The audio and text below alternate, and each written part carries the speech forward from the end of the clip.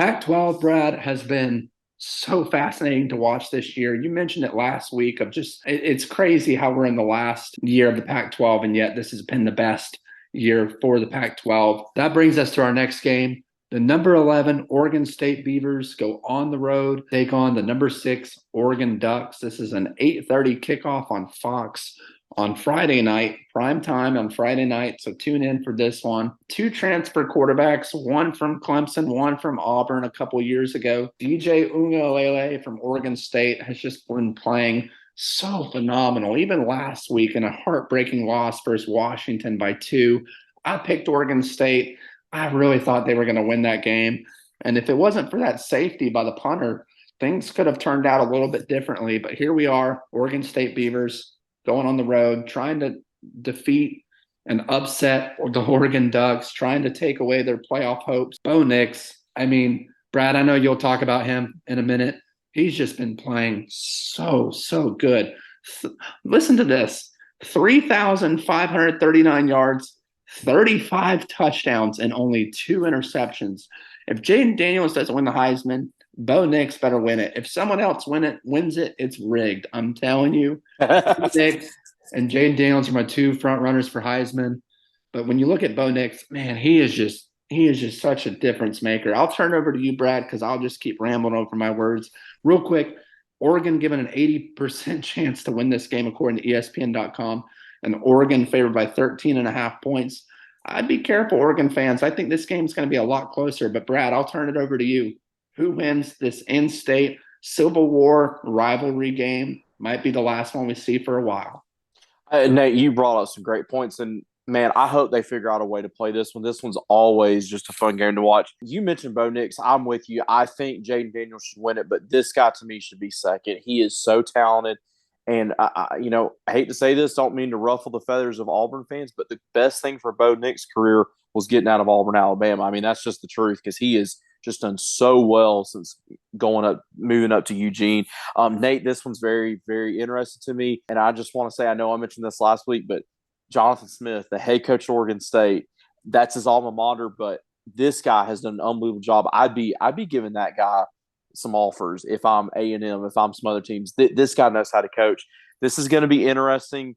Nate, 13.5 seems a little high to me. I'm taking the Ducks because it's in Autzen Stadium at home, but I think it's close because I think Oregon State is a physical, powerful football team. I think they're going to make some defensive plays. I think they're going to challenge Oregon offensively. I just think Bo Nix and that Oregon offense has got too many weapons. I don't think it's a shootout, but I think both teams are going to struggle to stop each other at times too. So I'm taking the Ducks. Would not be surprised if this is single digits though. Yeah, Brad, you brought up some really good points as well. The over-under for this game is 62.5. It seems like it's going to be a pretty high-scoring game.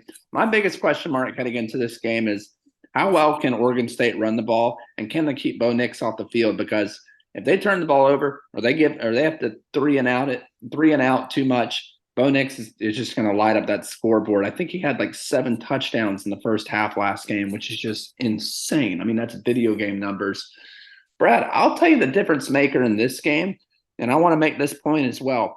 Will Stein, the offensive coordinator for Oregon, former offensive coordinator at UTSA under Jeff Traylor, listen up. If Jeff Traylor gets that job at A&M, Will Stein might be heading out of Eugene and heading to College Station. I think he could reunite with Jeff Traylor, especially with Bo Nix leaving this next year. You're going to have to bring in a new quarterback anyways. You're going to have to you're going to start all over again. Might take the opportunity if Jeff Traylor gets that job in College Station. Nonetheless, we'll talk about that in the next couple episodes. For this game specifically, I'm taking the Oregon Ducks as well. I just think they're too explosive on offense. And then when you look at a guy like Irving at the running back position, over 1,000 yards rushing, 10 touchdowns. Martinez has played really well on the other side for Oregon State. Got to give him a lot of credit too. Over 1,100 yards, 9 touchdowns. And then you look at Franklin at the wide receiver position, 1,200 yards, 13 touchdowns. That's insane for a receiver, and Bo Nix has been obviously a big part of that. In terms of the Civil War matchup, give me the Oregon Ducks. I think it's going to be a lot closer than people think as well, Brad. I'm with you. I would put the spread closer to about 9.5, 8.5. I think it could be a single digit score. I'm with you. I think it's going to be a good one. That concludes today's episode. When we come back next, we're going to discuss our Week 13 recap, and we're going to break down our championship weekend game day previews and predictions. You're not going to want to miss out. Please be sure to subscribe. Give this video a big thumbs up. Share it with your friends. Follow us on all socials at BreakTheHuddle_. And be sure to turn on your bell notifications to stay up to date when we post our latest videos. And let us know in the comments who you believe will win this week's matchup. From Break the Huddle Studios, this is Nathan and Brad signing off.